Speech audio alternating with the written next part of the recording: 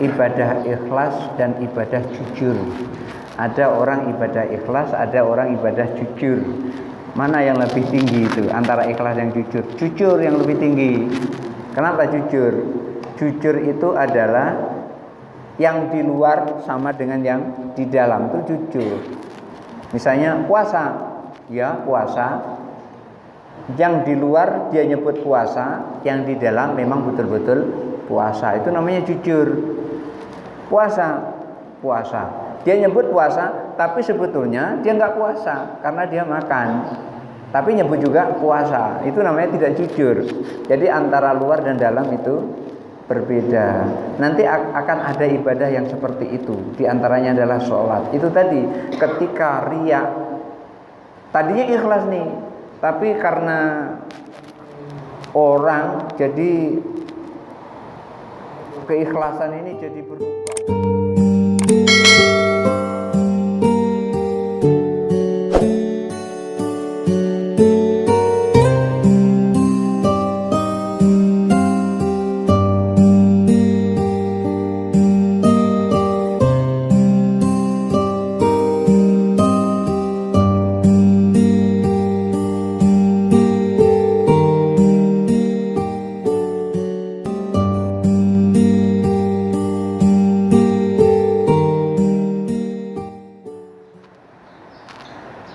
Lupa berpikir.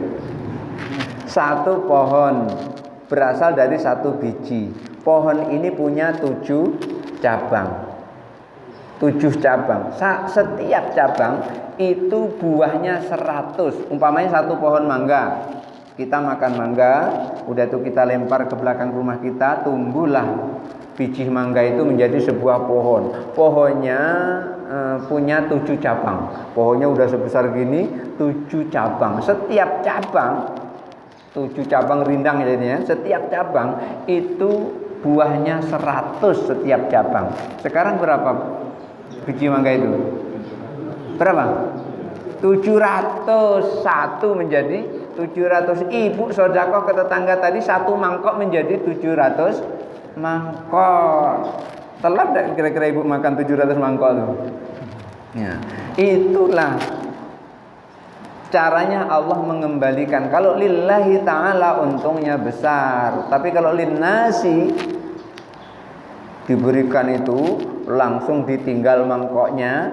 Akhirnya besoknya lagi tetangga yang dikasih kolak tadi dia bikin lapek juga satu mangkok dikembalikan, cuma satu mangkok, dia nggak akan nambah satu mangkok lagi, cuma satu mangkok. Kalau untuk manusia ngirim satu balik satu, bisa kurang. Tapi kalau untuk Allah ngirim satu, nggak ada Allah membalikan satu tuh nggak ada. Kenapa? Niat baik itu belum apa-apa sudah dicatat oleh Allah satu kebaikan. Begitu niat itu diaplikasikan dalam kehidupan, niat itu dilaksanakan, maka Allah akan berikan lebih dari apa yang ia lakukan itu tadi. Sedekah hanya 1.000 rupiah, ternyata Allah akan berikan menjadi 700.000 rupiah. Belum lagi wallahu yudha'ifu liman yasha.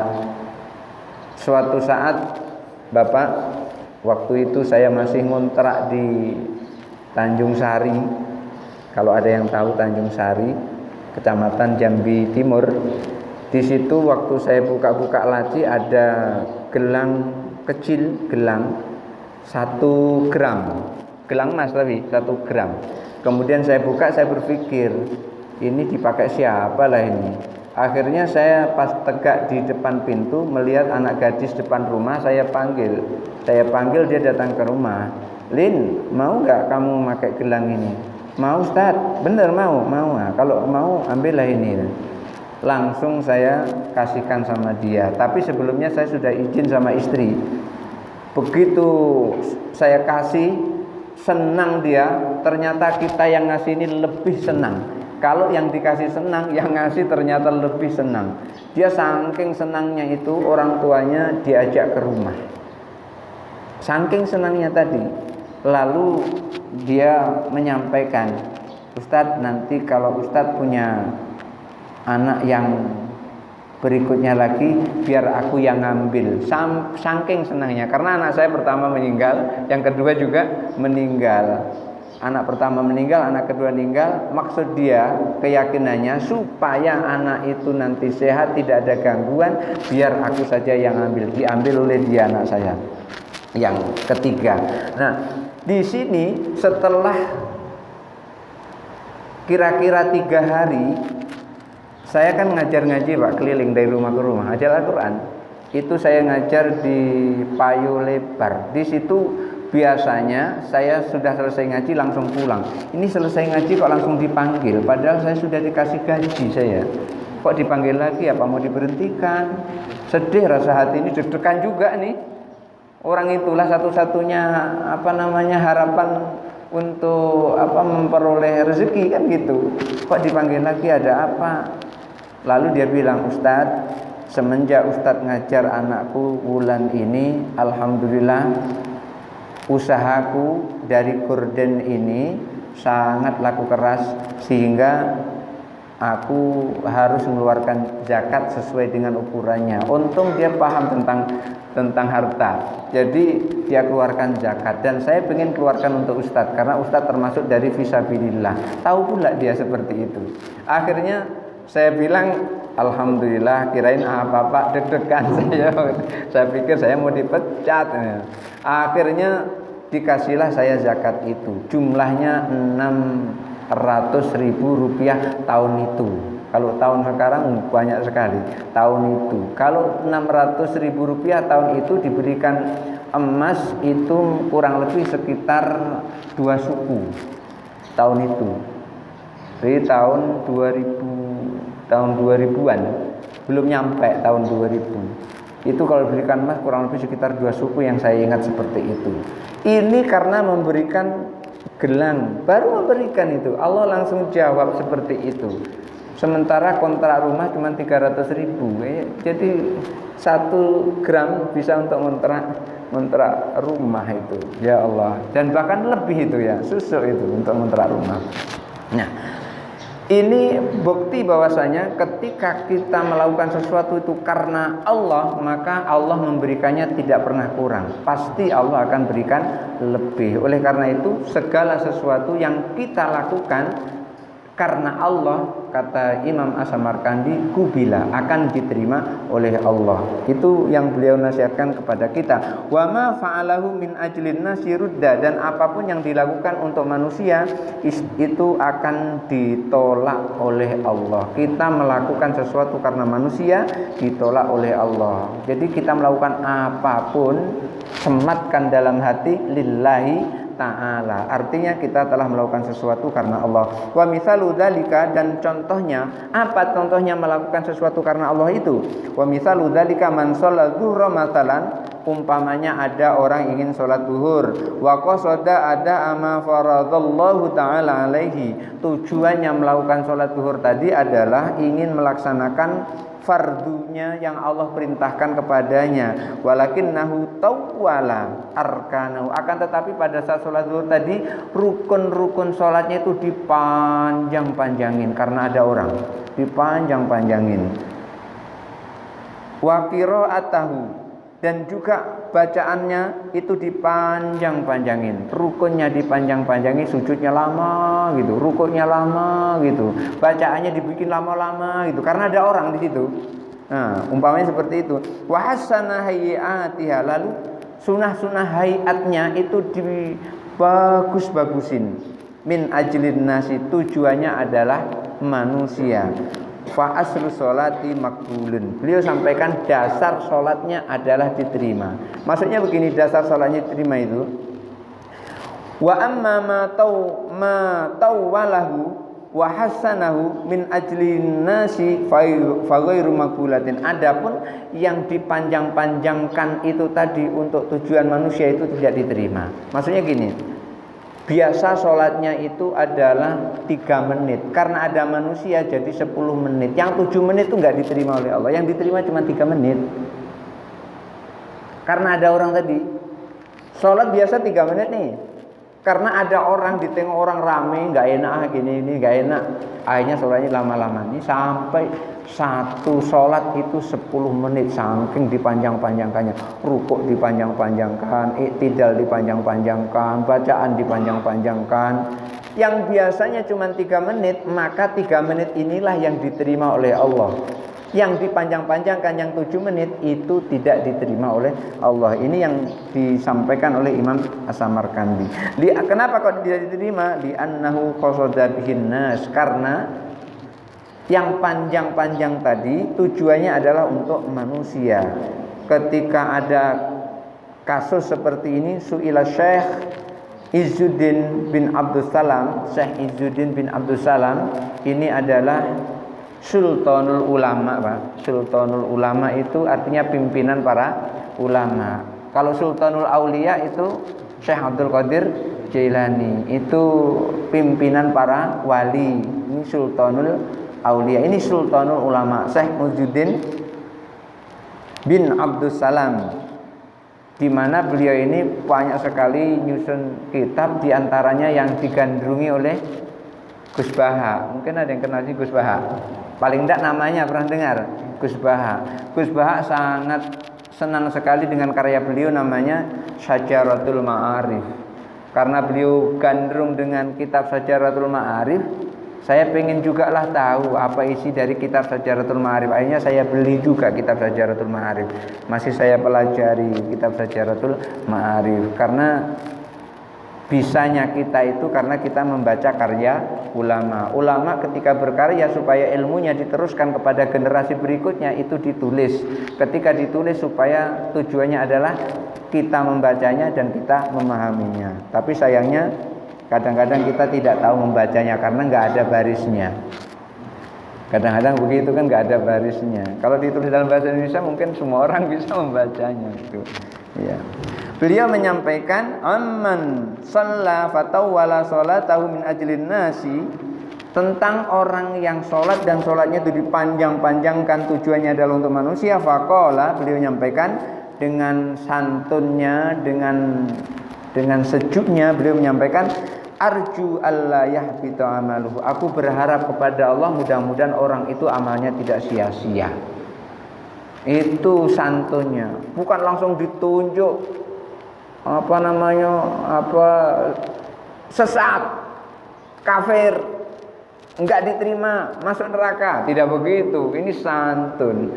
Beliau sampaikan arju alla yahbitu amalu, aku memohon kepada Allah mudah-mudahan amalnya diterima oleh Allah. Hadza kullu idza hasala tasyrik fi sifatil amal. Ini semua ditolak itu kalau seseorang beramal, amalnya itu dipersekutukan. Fa in hasala fi aslil amalihi, walaupun dasar amalnya itu tercapai, dasar amal tercapai, tetapi amal yang dipanjang-panjangkan tidak memperoleh apa-apa. Bi anna shallal faridata min ajlillahi ta'ala wan nasi, karena dia sholat karena manusia dan Allah, untuk manusia dan untuk Allah. Oleh karena itu fala tuqbalu sholatahu, sholatnya tidak diterima. Li ajli tasyriki fi aslil amali, karena di dalam amalnya itu ada persekutuan atau mensyirikan Allah Subhanahu wa ta'ala. Dia sholat karena manusia, dia sholat karena Allah. Oleh karena itu untuk menata hati kita, jangan kita sampai terselip oleh bisikan setan supaya sholat kita dilihat oleh siapapun. Kalau ada yang terbersit seperti itu berarti setan masuk.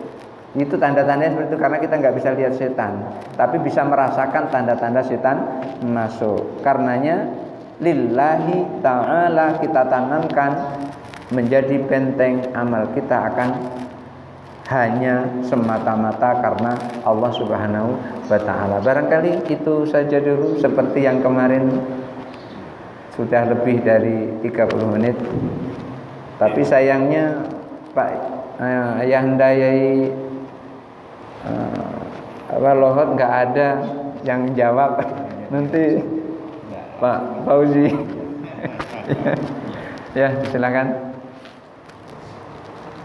Demikian Bapak dan Ibu yang dirahmati Allah, untuk kajian kita pada subuh hari ini masih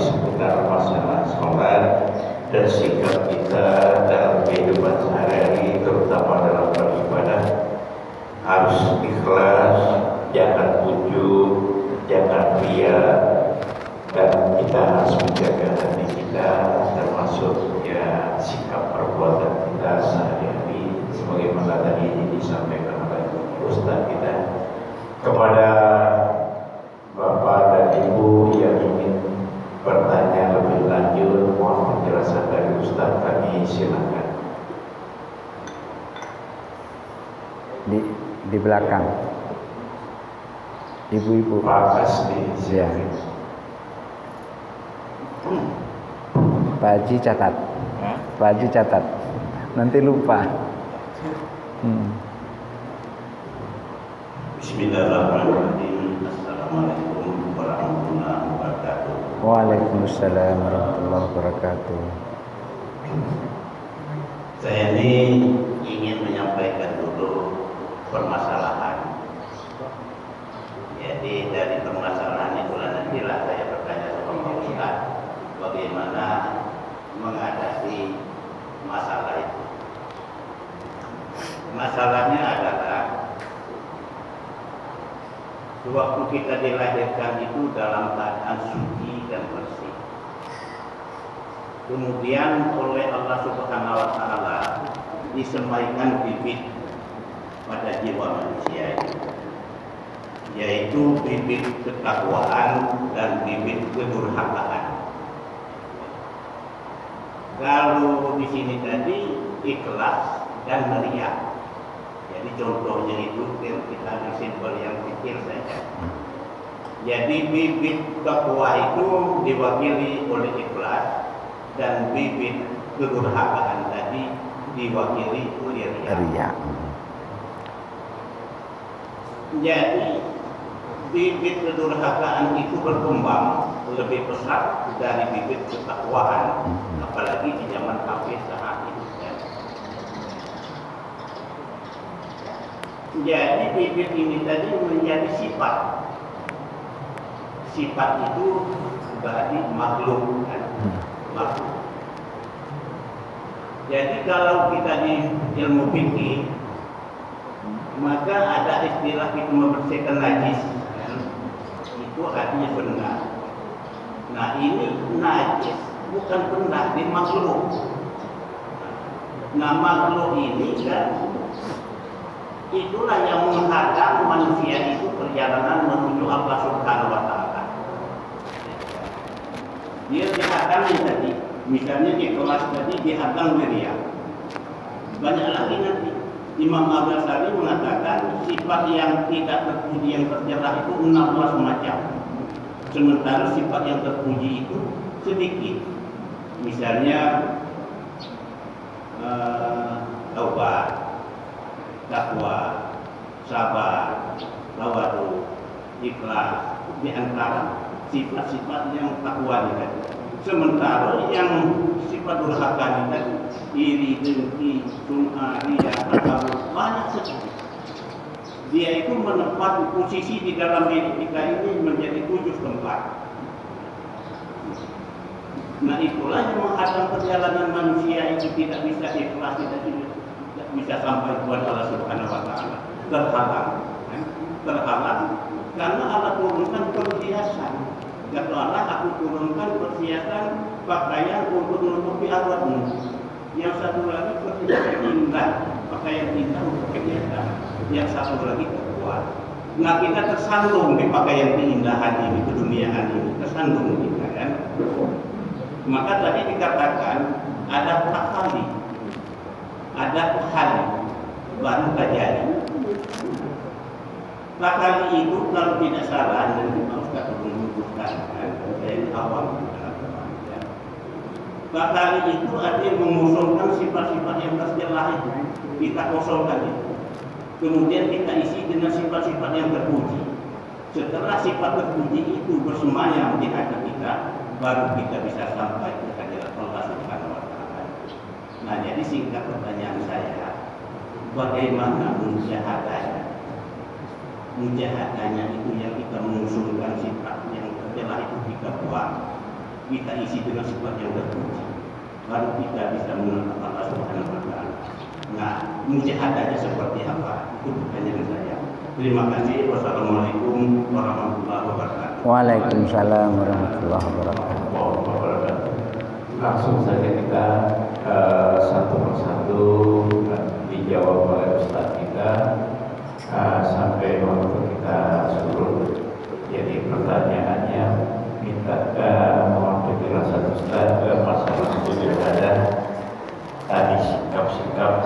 sifatnya baik Iya. terus sampaikan oleh Pak Haji Kasbi oleh Ustaz sekarang. Baik. Memang Allah itu ciptakan serba dua. Ada fujur, ada takwa. Ada fujur, takwa. Ada kebaikan, ada keburukan. Ada ikhlas, ada riya. Jadi selalu ciptakan berpasang-pasangan. Makanya ada orang mendengar, ada orang tidak mendengar. Ada orang makan, ada orang tidak makan. Itu selalu berpasang-pasangan. Ya gimana saya mau makan sudah ngomong. Jadi begitu, selalu berpasang-pasangan. Terus yang Pak Haji sampaikan tadi, takhalli, tahalli, baru tajalli, ini sebetulnya ada kajian berikutnya cuma belum nyampe ya. Nah, tapi bolehlah saya sampaikan sedikit. Takhalli itu artinya mengosongkan diri, laisa fihi siwallah. Tidak ada lain, tidak ada pada diri kecuali Allah. Maksudnya gitu. Jadi yang ada di dalam hati itu hanya Allah. Kalau orang yang sudah di dalam hatinya itu ada kecuali Allah, tidak ada apapun dalam hati kecuali Allah, ini rasanya kalau mau berbuat apa-apa nggak mungkin itu kalau seandainya tidak ikhlas. Tidak mungkin. Karena apa? Di dalam hatinya tidak apa-apa, tidak ada apa-apa kecuali Allah. Nanti kalau sudah kosong hatinya, tidak ada apa-apa kecuali Allah tadi, baru nanti tahalli. Maksudnya itu mengisi dengan sifat-sifat yang mahmudah tadi, menghilangkan yang madmumah, yang bagus dimasukkan, yang tidak bagus tidak dimasukkan. Bagaimana mungkin dia bisa memasukkan yang bagus kalau di dalam hatinya tidak ada Allah? Kalau di dalam hatinya itu ada Allah, gampang yang bagus-bagus itu masuk, otomatis yang buruk-buruk itu tidak masuk. Itu sudah otomatis. Model kayak inilah kira-kira, kayak tong sampah dengan kulkas. Kulkas itu dengan sendirinya yang bagus-bagus masuk situ. Belum pernah terjadi tai kucing, tai ayam masuk dalam kulkas, itu belum pernah terjadi. Belum pernah terjadi. Itu udah dengan sendirinya karena memang wadahnya seperti itu. Oleh karena itu Imam Al-Ghazali juga mengajarkan kepada kita bahwasanya di dalam hati kita ini ada pintu. Pintunya ada dua pintunya itu. Satu itu pintu tempatnya malaikat, yang satu itu pintu tempatnya setan. Maka kadang-kadang pernah nggak Bapak nggak ngapa-ngapa itu tiba-tiba ingat Allah gitu? Pernah nggak seperti itu? Nggak ngapa-ngapa, tiba-tiba ingat Allah. Itu malaikat itu sedang nongol, sedang ngasih tahu kepada kita. Padahal nggak ngapa-ngapain, tapi sayangnya nggak lama sudah itu langsung hilang karena kita belum siap dengan apa yang disampaikan oleh malaikat itu. Kita belum siap. Itu sama dengan HP yang ada sinyal tapi kayaknya bagian penerima sinyal terganggu, kadang muncul, kadang hilang, kadang muncul, kadang hilang. Sama dengan kita, hati kita sedang terganggu, belum mampu menerima sinyalnya Allah melalui malaikat itu tadi. Jadi kalau di dalam hati itu jawabannya adalah pertama takhalli, kemudian tahalli, sudah tahalli nanti baru nanti akan tajalli. Tajalli ini setelah melakukan takhalli kemudian terus tahalli. Takhalli saja tanpa tahalli itu juga bingung. Takhalli mengosongkan diri, tidak ada apa-apa di dalam hati kecuali Allah. Kalau sudah di dalam hati ini tidak ada apa kecuali Allah, otomatis yang terpuji itu akan masuk. Yang tidak terpuji, yang fujur itu akan minggir. Sama dengan ini kulkas. Kulkas itu yang sampah-sampah yang tidak berguna, yang nggak bisa dimakan itu akan minggir dari kulkas. Dan belum pernah terjadi ada orang nyimpan daging, beli daging di pasar disimpan di tempat sampah di rumah. Belum pernah terjadi. Yang kalau terjadi itu pasti itu nggak lama lagi kucing yang memakannya. Jadi itu masuk pada tempatnya. Kalau kita di dalam hati kita ini sudah ada Allah, sudah tidak ada selain Allah di dalam hati ini, maka yang bagus-bagus itu otomatis masuk di situ. Yang buruk-buruk nggak bisa dia masuk karena sudah gugur seleksi, dia gugur seleksi, nggak bisa masuk, nggak berani dia masuk seperti itu. Jadi pembahasan yang disampaikan oleh Pak Haji itu tadi tentang tahalli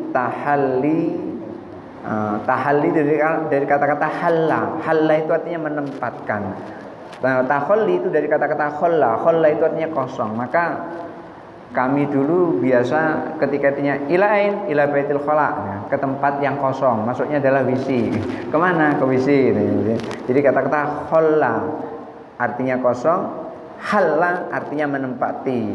Makanya ketika seseorang mentasrif atau mengi'rab sebuah kalimat, misalnya minhu, min harfu jarrin mabniun ala sukun, hu ismu dhamir majrurun wa alamatu jarrihi fil mahalli li'annahu mabniyun, ya, menyebut di fil mahalli. Jadi kata-kata halla itu artinya menempati. Jadi orang yang sudah menempatkan dirinya ini tidak ada selain Allah, maka yang bertempat ke situ adalah yang at-taqwa.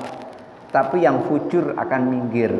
Yang takwa akan masuk, yang fujur akan minggir. Jadi kuncinya adalah ketika melakukan sesuatu lillahi ta'ala, supaya yang riya tadi tidak masuk. Walaupun kadang-kadang lillahi ta'ala, kadang-kadang masih nyelip-nyelip itu tadi. Makanya Allah juga mau, manusia juga mau. Yang itu tadi yang kita diingatkan oleh Imam Nawawi tadi seperti itu.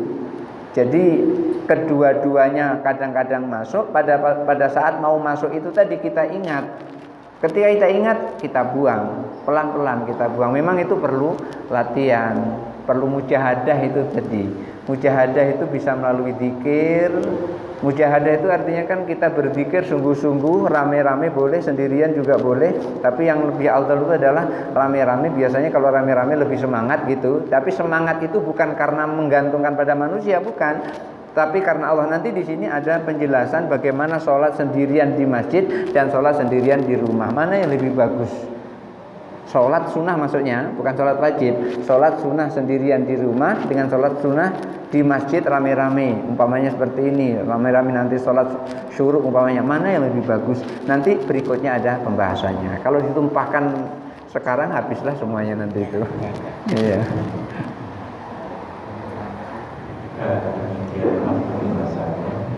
Bagi Bapak Ibu yang lain masih ada. Kalau untuk Pak Ardi silakan.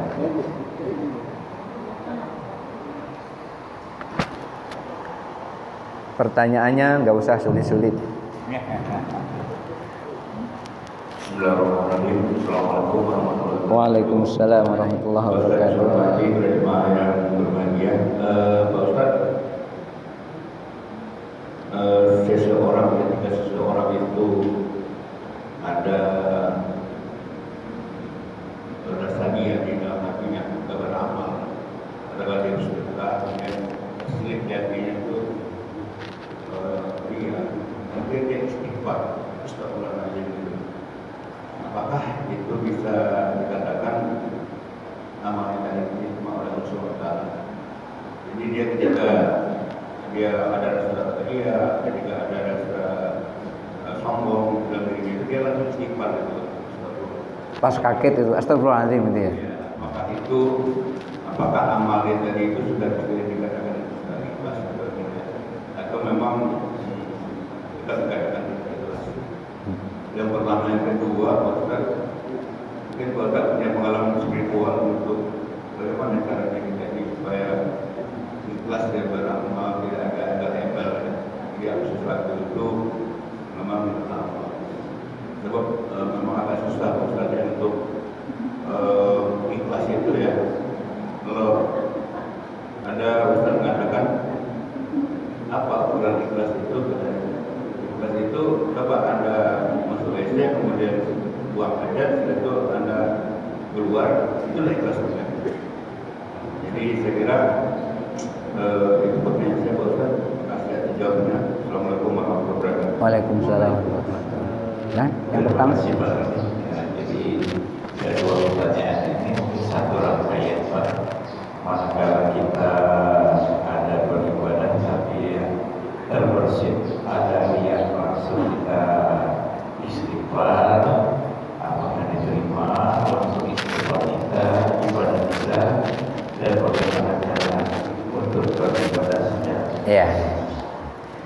Itu yang disampaikan oleh Pak Haji tadi juga ada pembahasan di berikutnya lagi itu. Nanti namanya ibadah ikhlas dan ibadah jujur. Ada orang ibadah ikhlas, ada orang ibadah jujur. Mana yang lebih tinggi itu antara ikhlas dan jujur? Jujur yang lebih tinggi. Kenapa jujur? Jujur itu adalah yang di luar sama dengan yang di dalam, itu jujur. Misalnya puasa, ya puasa. Yang di luar dia nyebut puasa, yang di dalam memang betul-betul puasa. Itu namanya jujur. Puasa. Dia nyebut puasa, tapi sebetulnya dia nggak puasa karena dia makan. Tapi nyebut juga puasa. Itu namanya tidak jujur. Jadi antara luar dan dalam itu berbeda. Nanti akan ada ibadah yang seperti itu. Di antaranya adalah sholat. Itu tadi ketika riya, tadinya ikhlas nih, tapi karena orang jadi keikhlasan ini jadi berubah. Umpamanya gini, di Masjid Nurul Hasanah ini sedang membangun. Kemudian ada orang kaya, dia nyumbang ke masjid itu 500 sak semen. Kan cukup banyak 500 sak semen itu ya. Mungkin kalau taruh sini agak tinggi 500 sak semen. Banyak 500 sak semen. Pas kemudian si ibu-ibu ini belanjalah di warung. Biasa kan ibu-ibu kalau pagi-pagi kan ke warung sayur gitu. Ada pula ibu sebelahnya. Bu, ngapo? Ibu kan banyak duitnya. Aku tengok tuh rumah ibu bagus, mobil banyak. Cobalah sesekali nyumbang ke Masjid Nurul Hasanah. Lalu jawab, "Yalah Bu, mudah-mudahan aku digerakkan oleh Allah untuk nyumbang. Tolong doanya Bu ya." Si ibu tadi bukan, "Ya Bu, saya doakan," bukan gitu. Langsung ngegas, "Bu, nyumbang itu dikejutin Bu. Untuk apa? Duit banyak ditumpuk-tumpuk. Ada masjid sedang bangun, diam aja. Duit gak dibawa mati." Kira-kira ibu ini ngomong apa tidak kalau udah nyumbang 500 sak tadi? Dikato-kato orang tadi, mau nggak mau langsung ngomong, "Bu, ibu tahu di sebelah kanan Masjid Nurul Hasanah itu, ya, di situ ada semen banyak kan numpuk di situ, iya, itu sumbangan siapa Bu?" Nggak tahu, mungkin jamaah. "Itu sumbanganku Bu." Akhirnya ngomong gitu. Nah, yang seperti itu rusak gara-gara tetangga tadi. Habis sang rusak itu dipancing-pancing seperti itu, akhirnya hatinya jadi rusak. Nah, setelah itu sampai di rumah langsung dia sudah astagfirullahaladzim, langsung begitu kan tadi kan itu ya, tadinya ikhlas, kemudian kok tiba-tiba tidak ikhlas karena diganggu orang tadi, langsung astagfirullahaladzim. Maka yang terakhir itulah yang dinilai oleh Allah Subhanahu wa ta'ala. Ketika terakhir menyadari apa yang dilakukan itu adalah salah, dan itu memang dipancing oleh setan yang diselipkan kepada tetangga yang jahat tadi untuk merusak amalnya tetangga yang baik tadi, yang banyak duit dikasih karunia rezeki banyak, maka pas di rumah langsung astagfirullahaladzim, ngapolah aku ngomong seperti itu, maunya biarlah aku dicaci maki oleh tetangga. Akhirnya menyesal sesesal-sesalnya seperti itu, dia istighfar kepada Allah, menyesali apa yang terjadi di dalam hatinya itu. Yang seperti itu yang terakhir dinilai oleh Allah adalah yang terakhir. Ketika terakhir itu tersemat ikhlas, ya ikhlas. Satu contoh, di sini pernah terjadi sholat mayat Pak? Di masjid? Belum ada sholat mayat. Ada mayat dibawa ke masjid itu. Pernah ya. Ketika sholat mayat itu kan pada saat mayat ditaruh di sini, kemudian terus disolati, selesai sholat ada yang maju ke depan atau mungkin imamnya menyampaikan, "Bapak-bapak, kita saksikan mayat ini baik." Pernah ngomong kayak gitu? Iya. Pernah kan? Kemudian kita jawab, "Baik." Gitu. Mayat ini baik. Gitu. Itu diriwayatkan di dalam sebuah kitab namanya Tafsir Ibnu Katsir, Tafsir Al-Qur'anul Azim. Itu merupakan penjelasan dari sebuah ayat surah Al-Baqarah ayat 143, "Wa kadzalika ja'alnakum ummatan wasatan litakunu syuhada'a 'alan nasi wa yakunar rasulu 'alaikum syahida." Jadi penjelasan dari ayat itu bahwasanya umat Nabi Muhammad itu dijadikan oleh Allah sebagai saksi Dan bahkan Nabi Muhammad juga dijadikan sebagai saksi untuk umat-umat terdahulu. Dan kita diberi kewenangan oleh Allah jadi saksi di antara kita. Maka Umar bin Khattab ketika menyaksikan terjadi wabah taun di Madinah, itu melakukan seperti yang dilakukan oleh Rasulullah. Bagaimana yang dilakukan Rasulullah? Ketika Rasulullah diperdengarkan dengan adanya orang yang meninggal di Bani Salmah. Namanya Bani Salmah, itu ada orang meninggal dari Bani Salmah. Kemudian Rasulullah menyolati mayat itu. Begitu mayat itu disolati, kemudian setelah itu ada orang yang nyeletuk, nikmal mar'u hadza, sebaik-baik orang adalah ini. Nanti kita ngomong, bapak-bapak kita saksikan mayat ini baik. Nah, kalau dia nyebut nikmal mar'u hadza, sebaik-baik orang adalah ini. Lalu Rasulullah sampaikan, anta bima taqulu, kamu ngomong apa? Lalu beliau menyampaikan, ya Rasulullah, sungguh orang ini adalah sebaik-baik orang yang pernah aku lihat. Lalu Rasulullah, kalau begitu dia adalah orang baik. Maka ketika dia menyebut, dalam bahasa kita di sehari-hari di sini ketika menyatakan, bapak-bapak kita saksikan mayat ini baik, orang itu ngomong gitu, kemudian Rasulullah kan baik, nah baik. Nah, jadi kita nyebut kayak itu, mayat ini baik, kita jawab baik. Nah, orang tadi nyebut nikmal mar'u hadza. Kemudian Rasulullah menjawab, wakadzalika, kalau begitu dia adalah baik gitu. Nah, Umar bin Khattab ketika berada di Madinah, di sebelahnya ada Abu Aswad, itu menyampaikan persis yang disampaikan oleh Rasulullah SAW. Dia menyampaikan orang ini adalah baik gitu. Lalu Abu Aswad bertanya, ya Amirul Mukminin, madza taf'al? Wahai Amirul Mukminin, apa yang kau lakukan? Kemudian Umar bin Khattab menyampaikan, af'alu ma fa'ala Rasulullah sallallahu alaihi wasallam. Aku hanya melakukan apa yang dilakukan oleh Rasulullah. Bahwasanya siapa orang yang disaksikan baik, maka yang dicatat oleh malaikat adalah akhir persaksian orang itu. Jadi malaikat itu mencatat orang itu adalah yang disaksikan oleh orang itu, apakah dia baik atau buruk. Ketika disaksikan baik, maka dicatat oleh malaikat sebagai orang baik. Makanya kita melakukan seperti itu sebetulnya adalah mengikuti apa yang dilakukan oleh Rasulullah. Cuman kadang-kadang kita karena turun-temurun jadi nggak tahu. Itu pernah dilakukan oleh Rasulullah. Ada orang yang menyebut, bapak-bapak ini adalah yang baik. Rasulullah langsung nyebut baik itu, karena setelah diberi penjelasan tentang kebaikan orang itu. Artinya ketika seseorang mengatakan baik terus dijawab oleh orang baik, karena sama-sama kita maklum kenal dengan orang itu, maka dicatat oleh malaikat itu adalah kebaikannya yang terakhir itu. Karena kita nggak tahu, siapa tahu pas pada saat dia menjelang sakaratul maut dia telah bertaubat kepada Allah. Kita kan nggak tahu kan taubat manusia itu kan akhirnya adalah kan malam yugargir, sebelum dia itu ngorok gitu kan. Kalau sudah ngorok itu nggak bisa bertaubat, tapi kalau sebelum ngorok masih bisa ngomong, nyebut balik, aku mau balik, itu artinya dia masih bisa dibimbing, la ilaha illallah, masih bisa dibimbing, dia masih mengikuti yang seperti itu. Kalau ada orang yang seperti itu setelah dibimbing itu jangan diajak ngomong lagi. Nanti model kayak tadi ibu-ibu yang nyumbang ikhlas mau digoda oleh kawannya tadi, persis seperti itu. Jadi kalau sudah dibimbing jangan diganggu lagi. Jadi itu yang pertama. Berikutnya Adin.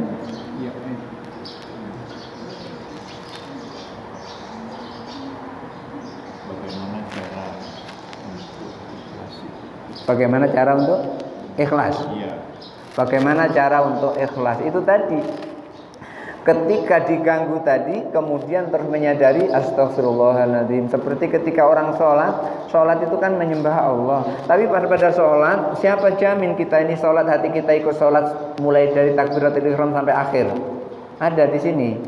Yang sholatnya mulai dari takbiratul ihram sampai salam, itu hatinya ikut sholat. Ikut, ada di sini. Kalau ada saya ingin belajar, saya sendiri juga kadang-kadang masih lari-lari. Maka pada saat lari-lari itu langsung ditarik. Sedang sholat jangan kemana-mana itu. Sedang sholat jangan kemana-mana. Kadang-kadang lagi sholat ingat sendal, lagi sholat ingat motor, lagi sholat ingat kunci. Itu tadi setan pintarnya seperti itu menggoda kita supaya sholat kita ini tidak menjadi khusyuk gitu. Ya, mohon maaf ibu yang di belakang itu mau nanya dari tadi. Ya, silakan. Oh, dikasih waktu ya. Dari tadi mau nanya. Pertanyaan terakhir. Iya ya, pertanyaan terakhir ya untuk hari ini.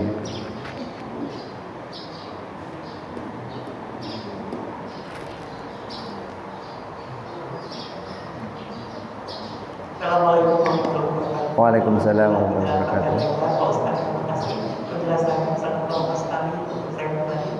Saya ingin menyampaikan kepada Pak Ustaz bahwa pada intinya ibadah kita itu dari ikhlas itu ingin kita diterima oleh Allah Subhanahu Wa Taala.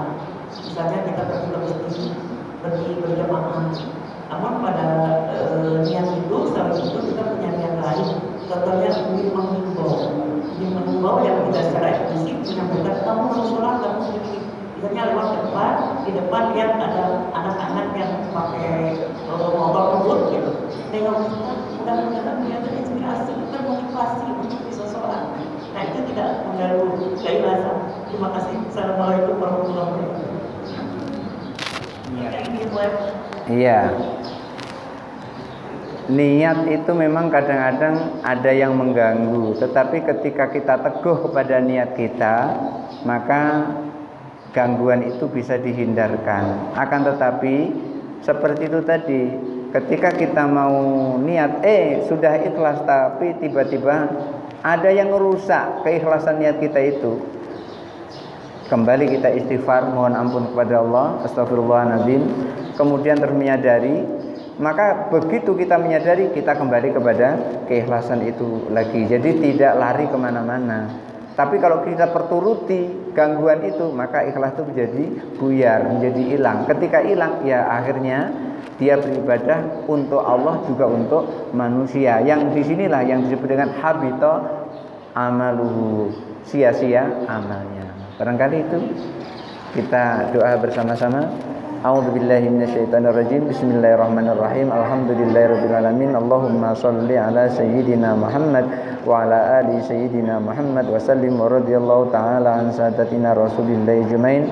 Allahumma ighfir lana dhunubana wa liwalidayna warhamhuma kama rabbayana shighara. Allahumma ij'alna mahbubina fi qulubil mu'minina wal mu'minat wal muslimina wal muslimat wa basyirna wa ballighna wa bilghina ila mi'atin wa 20 sanatan wallahu khairun hafiza wa huwa arhamur rahimin.